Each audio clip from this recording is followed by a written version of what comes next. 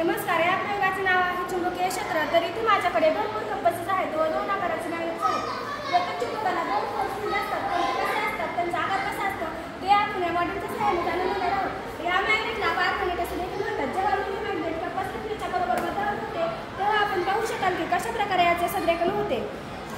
आतापर्यंत हे सर्व कंपास पृथ्वीच्या मॅग्नेटिक फील्डच्या दिशेने स्थिर होते, पण बार मॅग्नेटच्या क्षणी त्यांची स्थिती बदलते.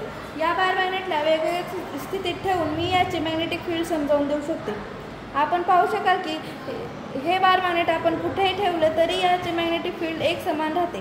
ते जर मी इथे रिंग मॅग्नेट ठेवले तर आपण पाहू शकाल की कशा प्रकारे याचे मॅग्नेटिक फील्ड बार मॅग्नेटपेक्षा वेगळे आहे. ते चुंबक सूचीमधल्या ज्या सुया आहेत त्या हलायला लागल्या त्याच्यानुसार आहे की नाही. पुढे ते जर मी इथे रिंग मॅग्नेट ठेवले तर आपण पाहू शकाल की कशा प्रकारे याचे मॅग्नेटिक फील्ड बार मॅग्नेटपेक्षा वेगळे आहे. तो कंपास त्रिज्येच्या बाहेरच्या किंवा आतल्या बाजूने जातात. या प्रयोगाच्या मदतीने आपण मॅग्नेटिक फोर्स व मॅग्नेटिक फील्डची कल्पना करू शकलो. तुम्हाला जर काही प्रश्न विचारायचे असतील तर तुम्ही विचारू शकता. मला असे वाटते की तुम्हाला हा प्रयोग नक्कीच आवडला असेल. धन्यवाद.